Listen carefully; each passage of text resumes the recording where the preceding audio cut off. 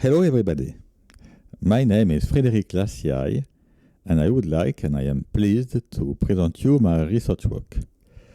This research work is a work in fundamental physics and more precisely it's about relativity and gravitation, and it has also implications in particle physics.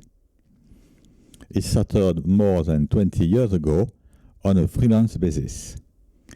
One word about my study.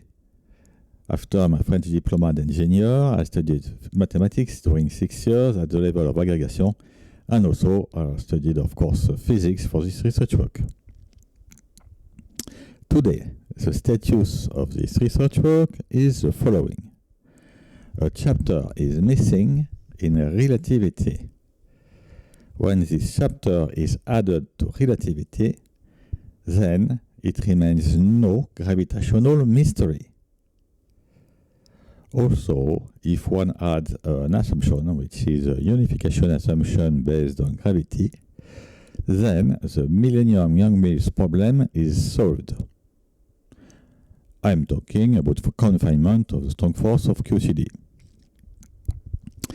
Also, always under this assumption, several old puzzles of nuclear physics are either explained or solved.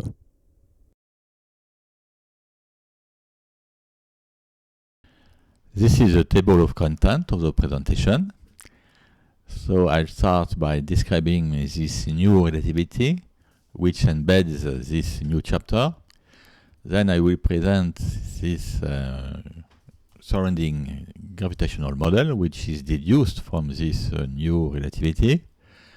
And then I will talk about what is going on in particle physics. This work follows from previous works. As I said before, it started more than 20 years ago on a freelance basis.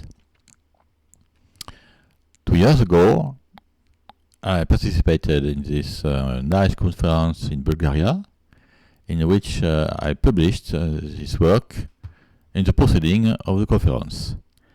At the time here, the work was based on the relativistic speed of the quarks. It means that this relativistic speed of the quarks was required in order to prove the existence of this new chapter of relativity. Today, this is no longer required. Today, only theoretical arguments are given in order to prove that this new chapter of relativity exists. This is the whole picture of the research work. Of course, you got relativity in the first place. You can call it extended relativity, new relativity. Here it's called relativity predicts a variable g. You can call it also simply relativity. This new relativity predicts the behavior in gravitation, which is described by what I called the surrounding gravitational model. I call it surrounding, I will explain why later on. This surrounding gravitational model can exist without this new relativity. It's a standard model. Then also you have also the implication here, relativity. This new relativity predicts something new also in particle physics. And below are the experiments and the cutting tests which are suggested possibly by articles.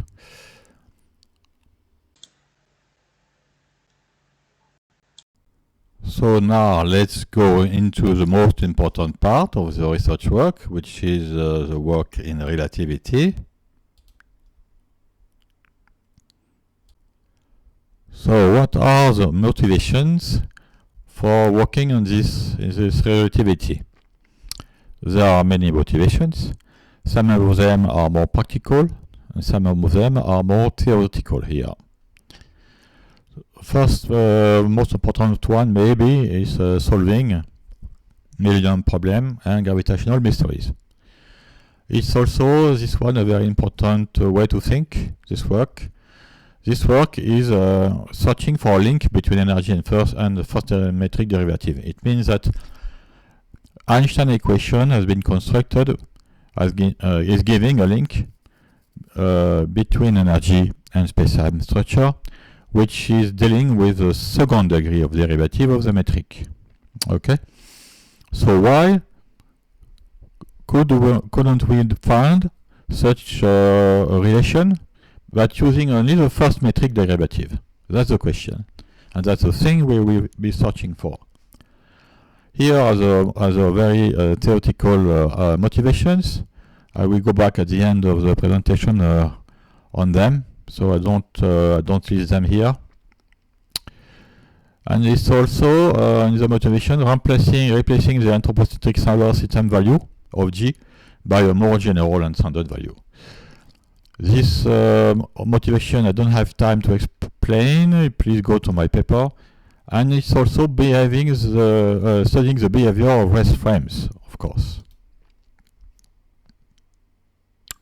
The principle of the demonstration, as I said, is to find this famous chapter which find maybe a link between matter and space-time structure using the first degree of derivation.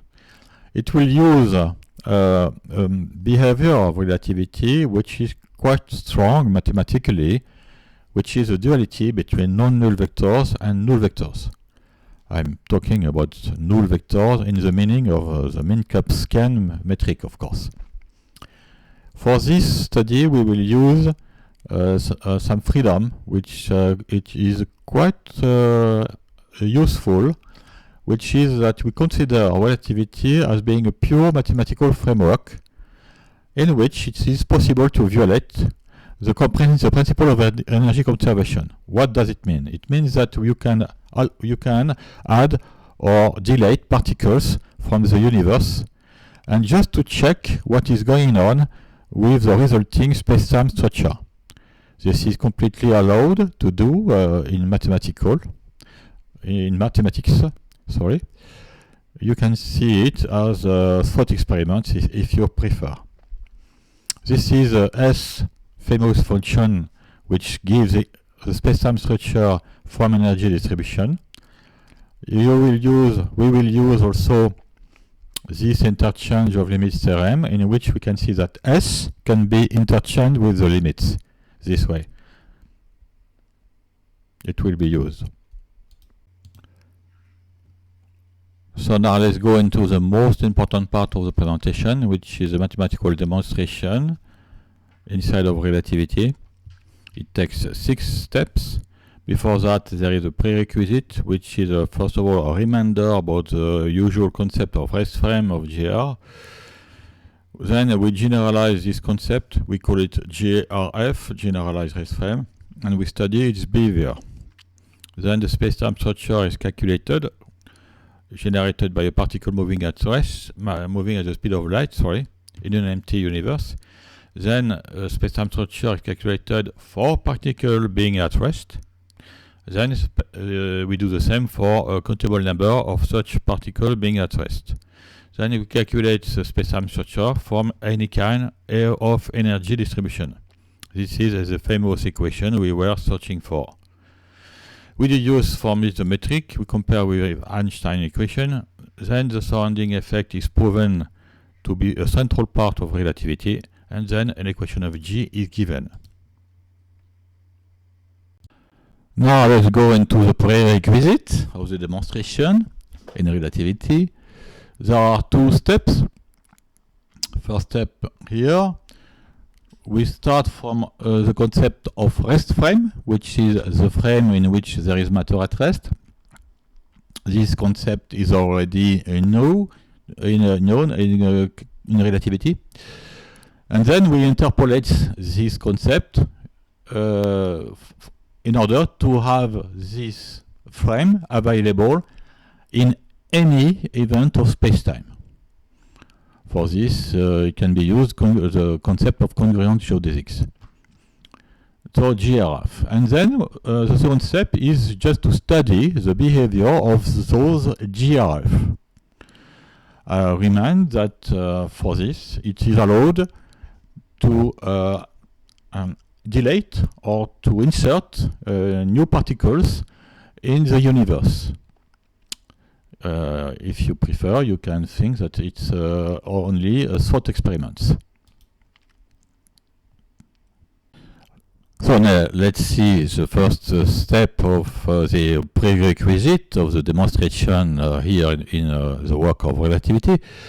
We have this representation in space-time, except that the z dimension of space is missing, of course. You have here the time here or vertically. Here in black are presented two trajectories of rest frames. It means that here there is matter also, but in between it's vacuum. So those are the common rest frames, and in between it's possible to generalize those frames by constructing a generalized rest frame. For this, the process uses the concept of congruent geodesics, which is well known in general relativity. The next step of the prerequisite is to study the behavior of those GRF. So here we assume that we are in a Minkowskian flat spacetime. Maybe the universe is filled with a uniform distribution of matter for that. Therefore, the GRF is in some X event, the GRF is straight line. The trajectory of the GRF is a straight line in this space-time. Now, if we add a particle in X, then if this particle has a v speed with respect to the previous GRF, then its form momentum is like that. The behavior of the GRF, the new GRF, is obtained by executing this boost, which transforms the older GRF into the new one. So this boost is deduced here from this form momentum, as you can see, completely deduced. And this boost describes the local spacetime deformation which was occurring in X, because the particle has been appearing in this universe. This is a little picture representing what we've been doing. This is the old GRF, and this represents the new GRF after inserting the p particle in the universe. In the particular case, v equal to c, if the speed of light is the new speed of p, then x prime axis is exactly equal to ct prime axis.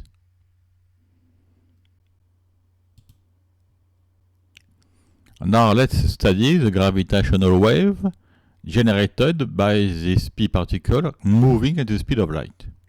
Of course, this is something cumbersome. Here is a trick in order to calculate the asymptotic behavior of the gravitational wave.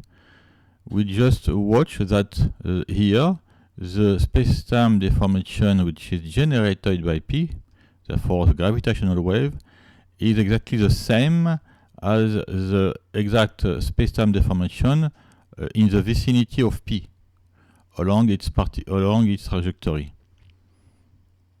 This allows us to make this very simple remark, which is that if now the particle p is forced to move along a circle, then the gravitational wave will be like this here along the initial straight line trajectory.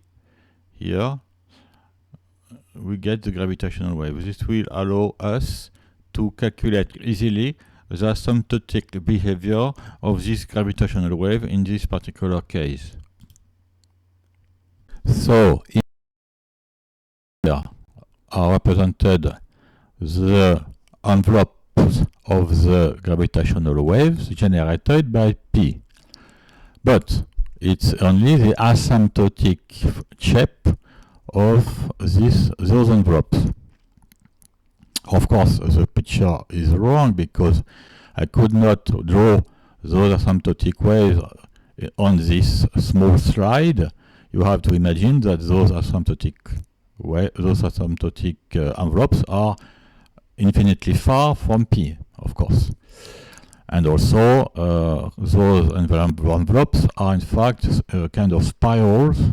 There are spirals, so it's a little bit wrong also. But this last mistake is not so wrong because at the end, after all, it's only asymptotic. Therefore, those envelopes are spherical.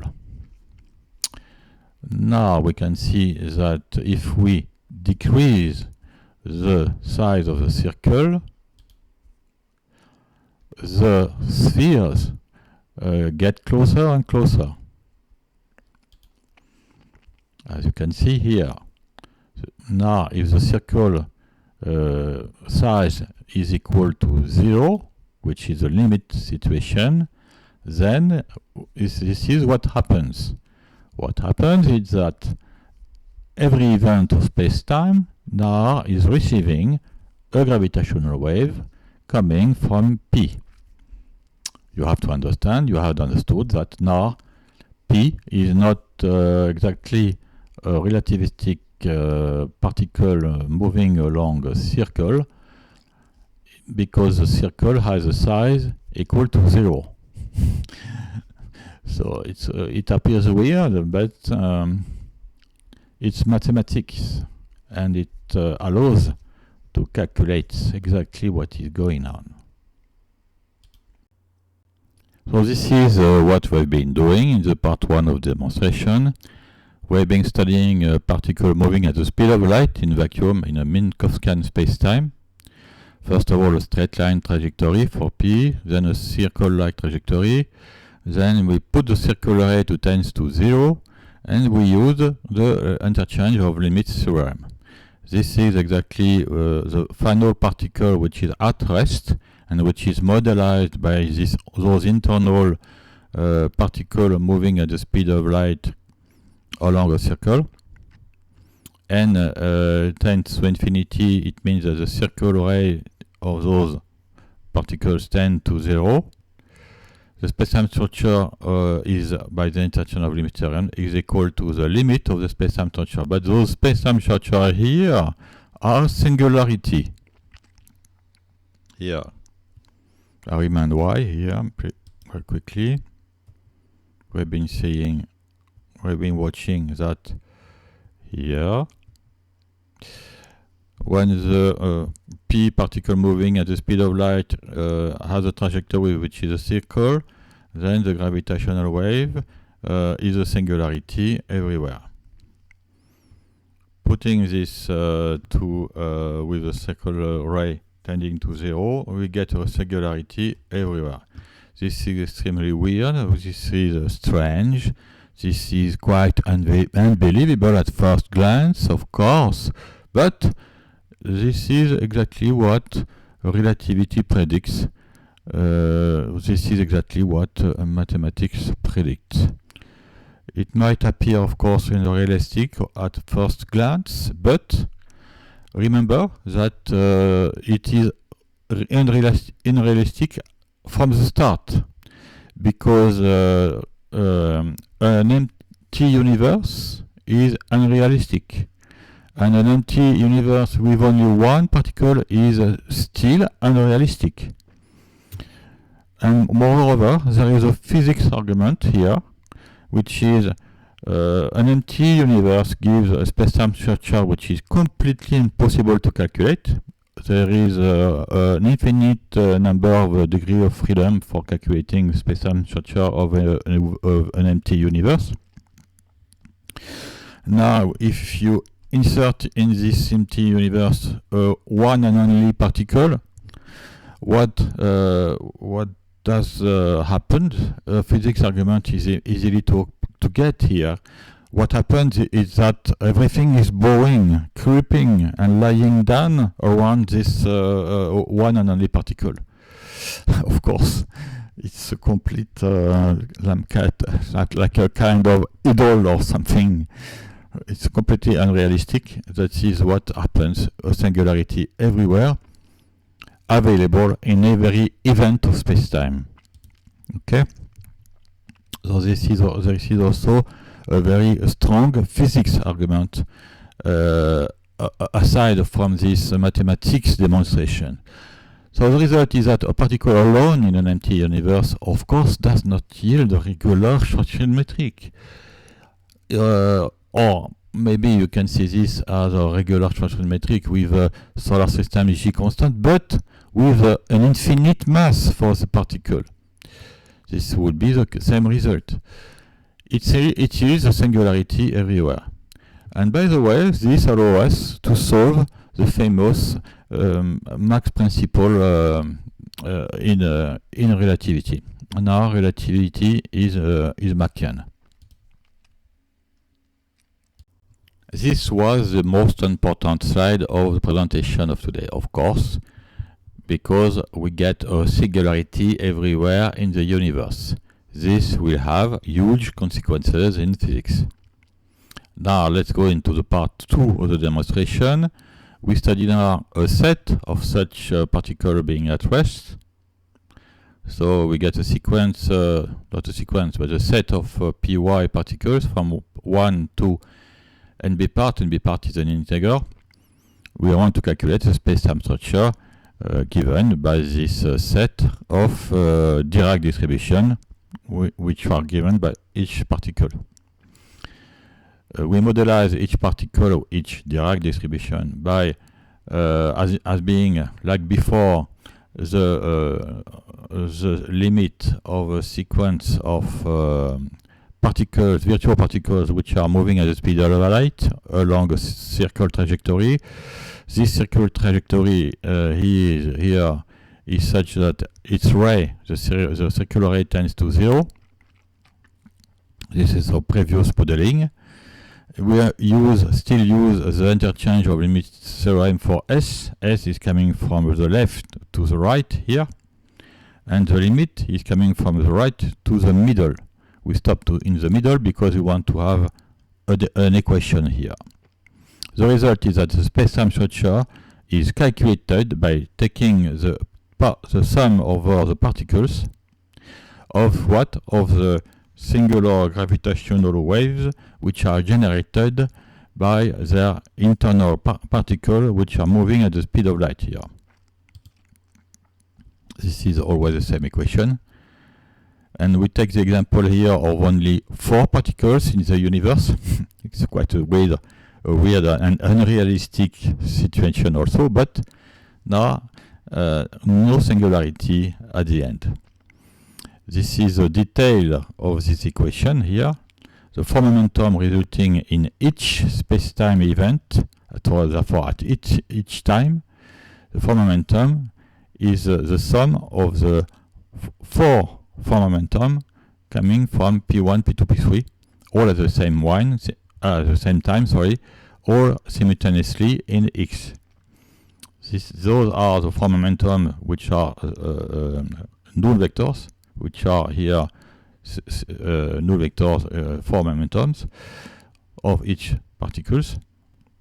They are decreasing, their energy is decreasing using this attenuation function here.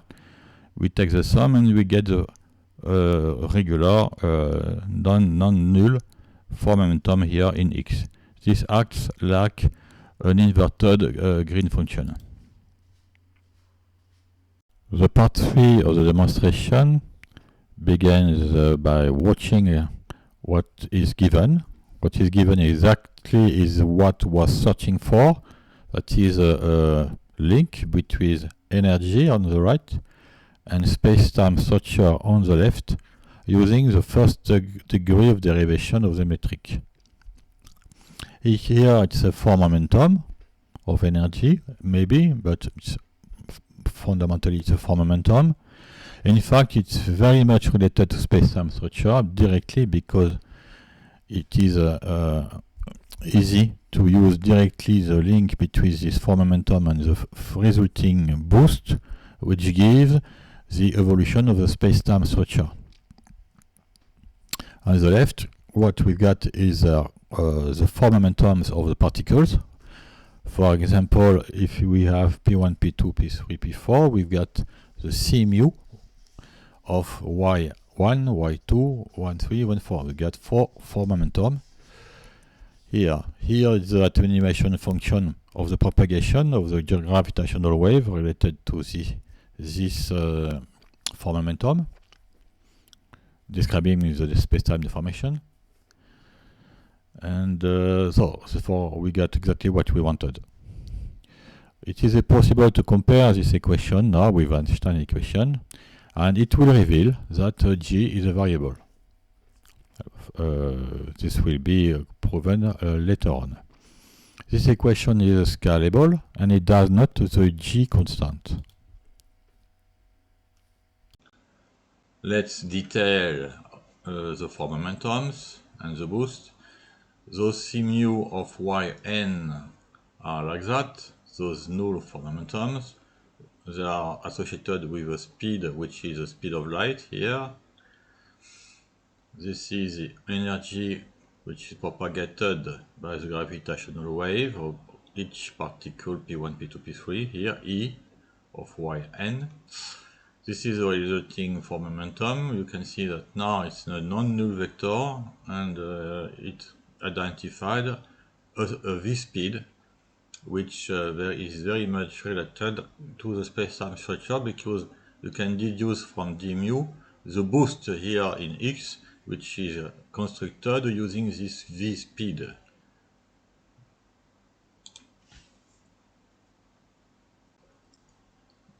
Now the part for the demonstration is also to deduce the metric. The metric is deduced from the boost in x, appearing in x, describing the local deformation. The metric can be deduced by usual mean here, using usual tensor algebra. So I won't detail here all those things.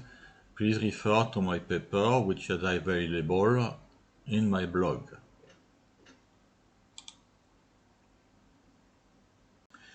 Now part 5 of the demonstration is proving the surrounding effect arising in relativity. This is our usual equation we've been finding. When we manipulate it a little bit, we find this.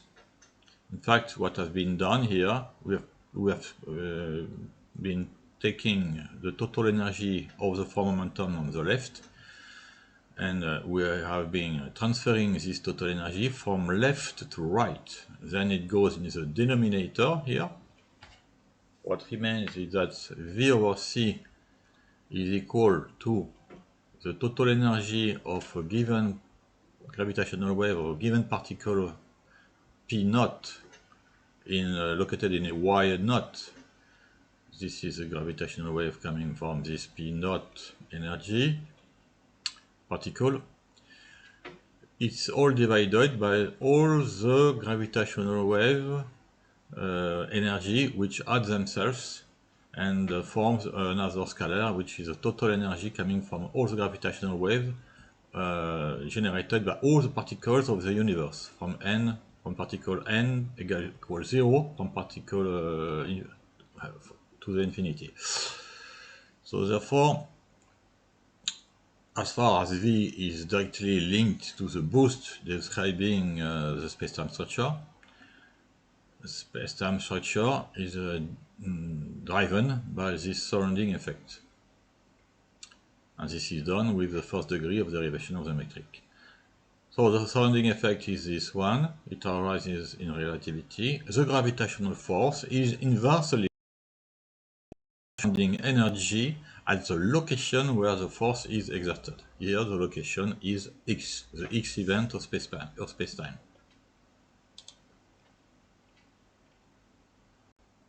The part 6 of the demonstration is giving an equation of G. Of course, we start from the fundamental equation. We take the total energy here of the form momentum on the left, and we transfer it from the left to the right. Of course, it goes into the denominator here, and after some manipulations considering different components of the four momentums here, we give an equation of G. Those manipulations are allowed only under specific circumstances, which are listed here. Particularly speaking, those circumstances are those occurring in the specific situation where the surrounding value is constant over space, which is quite very often the case in physics and also in astrophysics and in cosmology. And of course, in the equation of G, you can find the surrounding effect, of course, as it might be guessed from the start. Now we are left with different ways to calculate space-time structure from energy. Of course, we got to use Einstein equation, except that now the value of G is given by this equation. This can be done maybe in 99% of the situations which we got in astrophysics and cosmology. Because in those 99% of situations, the surrounding value is constant over space and time. In the other 1% of the situation, when the surrounding is varying too much over space and time, then it is still possible to use the fundamental equation here. So this equation appears at first glance to be simpler than the Einstein equation. It is simpler than the Einstein equation from the mathematical point of view, but nevertheless there is a warning here. The warning is that, in fact, it's still cumbersome to calculate space-time structure, unfortunately, because you have also to calculate the attenuation function f here. And for calculating f, it's not so easy. You have to use the conservation of the GR Lagrangian in vacuum. I gave examples of this calculation in the always the same article I published on my blog.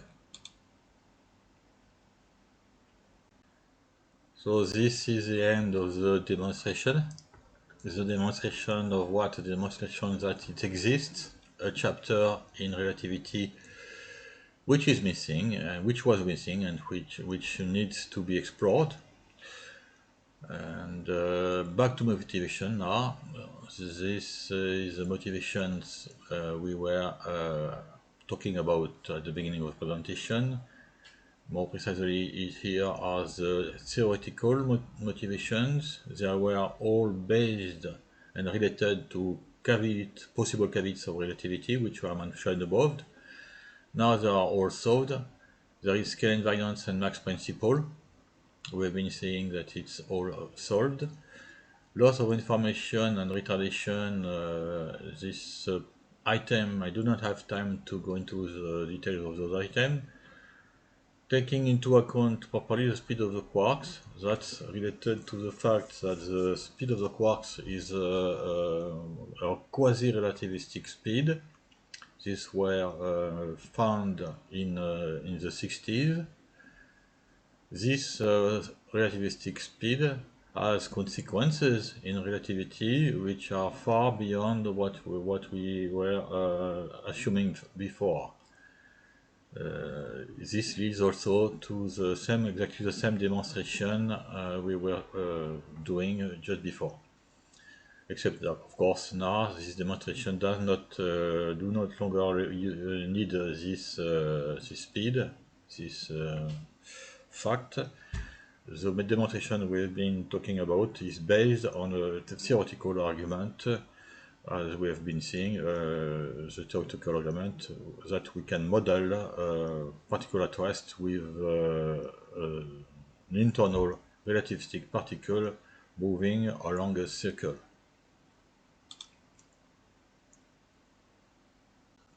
Of course, the full demonstration, the real demonstration is longer, more complicated, and with more details. It's available on my blog here. You can find it by searching, by googling this sentence here. Then you click on blog, and then you click on this phrase, this sentence here, relativity predicts for variable G. And the article link will be at the top of the page. It looks like that. So it's 45 pages. Many of the pages are postponed in appendix. Now, let's see what is going on in gravitation with the occurrence of this new chapter. I've told you that in 99% of the situation we can use Einstein equation with this new value of G, except that the problem here is that this equation of G is not very much practical. It's difficult, it's not really possible to calculate the denominator of this equation of G. Therefore, the idea here is to create a modified gravitational model. This gravitational model will use the surrounding effect. So the creation is passing from the microscopic scale to the macroscopic scale, using the surrounding behavior. So we construct this gravitational model by calculating this surrounding value. The remaining question is how we calculate this surrounding value. What is exactly the space domain for calculating it? So the choice which has been done is a very simple choice. We use a 15 kiloparsec ray sphere with a door profile.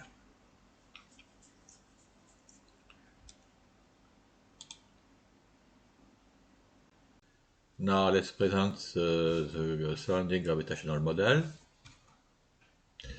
As I said, of course, it is very much deduced from this relative we have been working on just a minute ago. But nevertheless, this gravitational model is a standalone model. It does not need this new relativity in order to exist.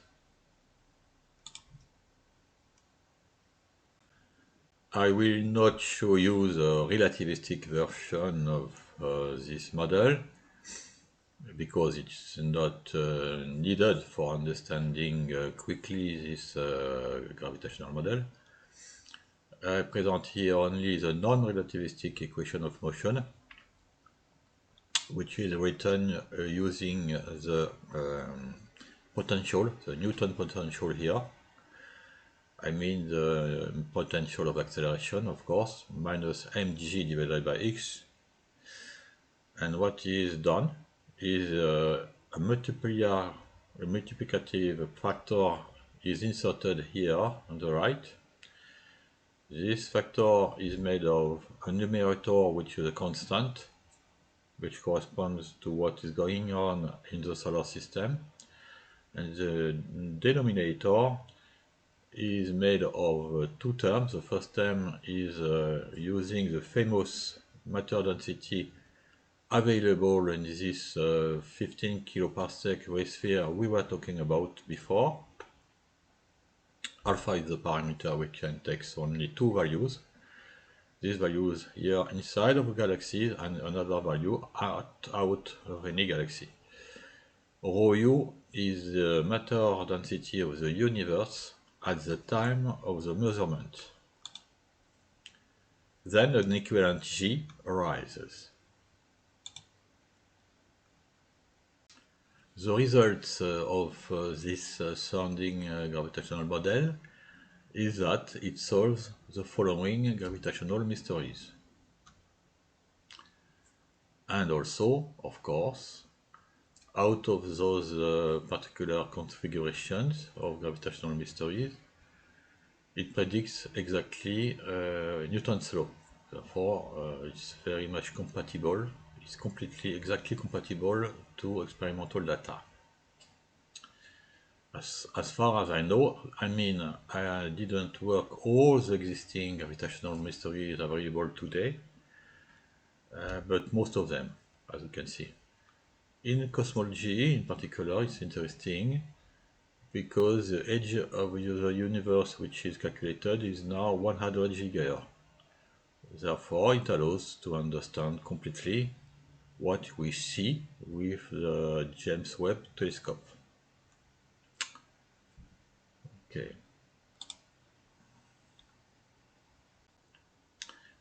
To be more precise, I thought it was a good idea to compare our surrounding with MOND. MOND is a modified gravity. It's the only working modified gravity. I'm not talking about something else than a modified gravity, because dark matter and dark energy has been proven not to exist and has been completely ruled out for long, as far as that's what I think. Okay, you can refer to the works of Professor Krupa for this demonstration. Okay, so it's a modified gravity. It's the only one which works. It has been working for more than 40 years now. It's very interesting. I thought it was, I wrote, it was not able to solve those items here. Maybe I'm not, maybe I'm wrong. I'm not completely sure what I've been reading here. Please forgive me. And nevertheless, for example, here the green galaxy, or maybe here the scale structure.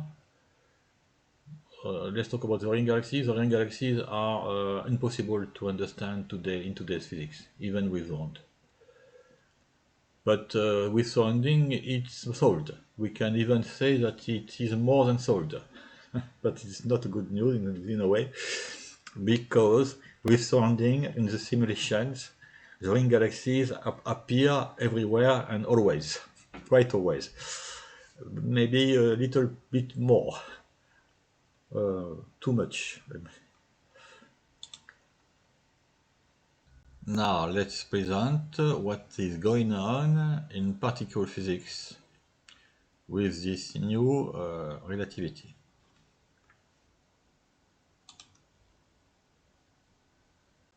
For understanding what is going on here, I represented a very rough picture of today's physics. Sorry for that. So you got here at the bottom, you got mathematical blocks, which are the foundations of this physics: general relativity, special relativity, quantum mechanics, pattern integral, QFT, Dirac and Lie algebra. And above that, you got two different parts of physics, which is gravitation and particle physics. And above that, you've got experimental data.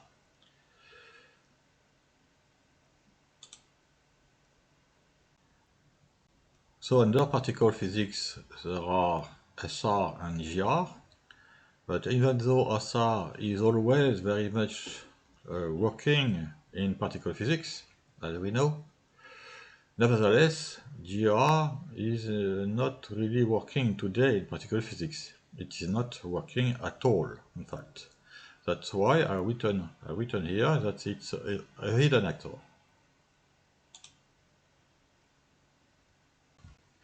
Therefore, in order to awake this GR below particle physics, what will be used here is an assumption, which is that the four forces are unified by gravity. Of course, this is not something new, but it's a very relevant assumption, and it helps us to awake GR below particle physics. Of course, now that the four forces are driven by gravitation, GR is playing a role into particle physics. With today's version of relativity, it won't make any difference, I'm afraid. But now, with this so-called new or updated general relativity, with this new chapter, it will make something different. The surrounding effect will arise in particle physics. It has been represented here. The pink modification here implies the green results. Of course, we have been seeing this and this. Now, GR, the same GR as here, with this assumption, implies a modification in particle physics. Now, the surrounding effect arises in particle physics. The typical illustrative scenario is here. You've got three particles, P1, P2, P3, and you study the strong force which attracts P1 in the direction of P2. In this particular situation, P3 is in the surrounding of P1, therefore the surrounding is relatively high, and therefore the attractive force is relatively weak. Now, if P1 gets far away from P2 and P3, then P3 will no longer be in the surrounding of P1, therefore the surrounding of P1 will be weak, and the attractive force will be stronger, much stronger. Therefore, this is a simple and straightforward way to solve the Biledian problem. In the details, what is modified is the G coupling factor. What remains to do is, of course, to get the exact equation of this G. Like with the creation of the surrounding gravitational model, we will have to fit the exact calculation of the surrounding value.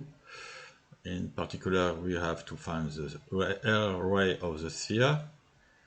We have to choose the shape of the surrounding sphere. Will be a door profile, window, a triangular profile, cos-square profile, whatever.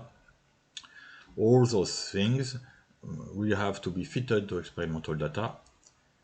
Of course, I didn't took the time to do this work. Of course. Of course, there are more details to add in this presentation about the Millennium problem. You can find more details in my blog, in my article in my blog.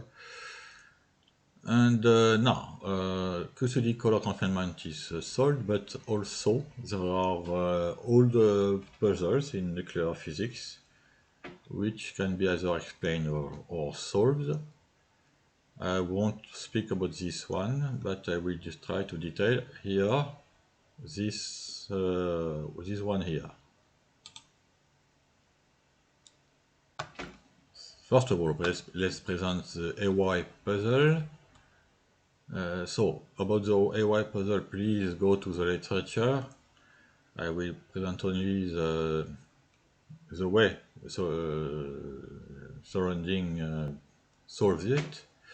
Increasing the mass of the target increases the surrounding effect. Therefore, it decreases the interaction forces, and therefore it decreases the cross-section of the target with respect to what today's physics predicts. Therefore, it appears that probably a white puzzle is solved.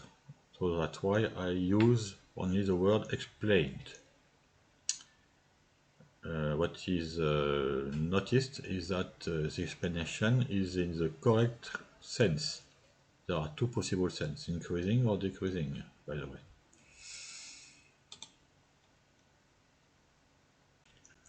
Now, there is exactly the same kind of mechanism for explaining saturation of nuclear matter, except now it's not only explaining, it's already solving it, because what is seen is an exact constancy. Therefore, no dubious assumption is no longer required about the so-called short range of the strong force for explaining this situation. The strong force is only the strongest of the four forces. It follows the 1/x² rule, but because of those theoretical arguments and because of this assumption we've been doing, the unifying assumption, the surrounding effect explains that increasing the number of baryons increases the force, but also increases proportionally the surrounding value in the denominator. Therefore, it produces a constant pressure. Because this divided by this, it's constant, and therefore it produces a constant volume independent of the number of baryons. Saturation of the nuclear matter is solved.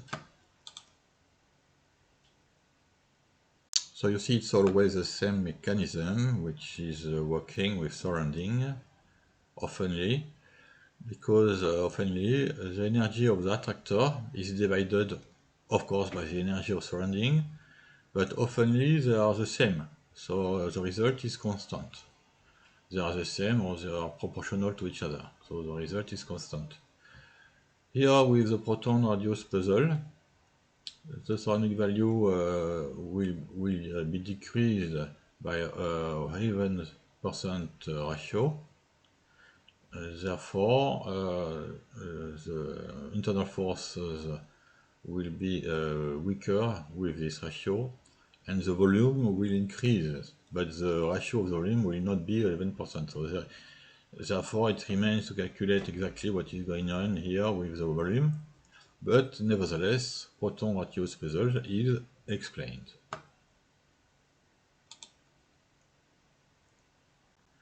So this is the conclusion of particle physics here. So we've been solving the QCD colorful confinement, but also those three old nuclear physics puzzles are either explained or solved. Now it is possible to watch the internal final picture of the research work. This is today's relativity with Einstein equation, which predicts gravitational behavior which get issues, gravitational mysteries, gravitational issues. I call this gravitational model, let's say, gravitational behavior of the Einstein equation, dark matter and dark energy, even though this name is not the correct one, because dark matter has been proven not to exist. You can see the work of Professor Krupa about this, and dark energy is related with the Landau-CDM model, which has been proven to be completely ruled out by the James Webb telescope. So what we've been seeing today is those mathematical demonstrations of the fact that Einstein equation must be used with variable g. Einstein equation must be used with a variable g. The prediction of this is two things. In gravitation, first, gravitation now is described by the sounding gravitational model, which solves roughly 10 gravitational mysteries. Of course, it remains still gravitational mysteries maybe to work on, but okay, I wrote solve gravitational mysteries. And also under unifying assumption based on gravity, then the famous surrounding effect, which is available here and here, and appears also here in particle physics. From this, the Millennium-Young problem is simply solved, and also 3 or 4 other old puzzles of nuclear physics are either explained or solved. So the conclusion of the presentation of today is that relativity predicts a variable g. This is demonstrated mathematically, uh, today it was shown only the rough structure of the demonstration. Of course, you can find all the details, the full detail of the demonstration on my blog, in my 45 pages available in this blog. You can find also one version on Vixra, but it's a little bit deprecated today. So you should better take the version which is on my blog. Okay, also you have many arguments in favor of a variable g against a constant g. After the end of this demonstration, you can feel, maybe, like me, how much it appears weird to claim that g is a constant. Even more weird to claim that this constant is the anthropocentric solar system value. Okay? So, this is done with a new chapter of relativity, which is added. With this new chapter of relativity, space-time structure is calculated by a new equation, which involves the first degree of derivation of the metric. So we compare that with the Einstein equation, which is involving the second degree of derivation of the metric. So those two equations works quite well, are helping themselves, are helping each other very much, and I can say, in the understanding what is going on really. Because here, for example, Einstein equation is retrieved when matter density of the universe stays constant. But of course, Einstein equation, I am meaning Einstein equation with another value for the g constant. So depending of the location where you are you in the interstellar medium or the intergalactic medium? Are you far away from us in the past or whatever? It will change the value of g, but g will behave as if it was constant locally, of course. Many times you will see g behaving as if it was constant, except that this constant won't be, in most of the case, the anthropocentric value of the solar system. Okay, so Einstein equation is still very, very useful, of course, and we know it very much today, of course. It's good news. But you can use also the new equation in the more delicate, more tough configurations. And also, the sounding effect is a fundamental behavior of relativity now. This is proven with this new equation. The result is that sounding gravitational model, a gravitational model arises, which I call sounding, but you can call it differently if you prefer. Nevertheless, what's important here is that the gravitational mysteries of today are explained. So I'm talking here roughly 10 of them. Of course, there are some more, but okay, I don't have too much time for this research work as I'm doing this on a freelance basis. Also, in particle physics, under relevant unifying assumptions, those puzzles here are explained in nuclear physics, and the Millennium-Young's problem is solved.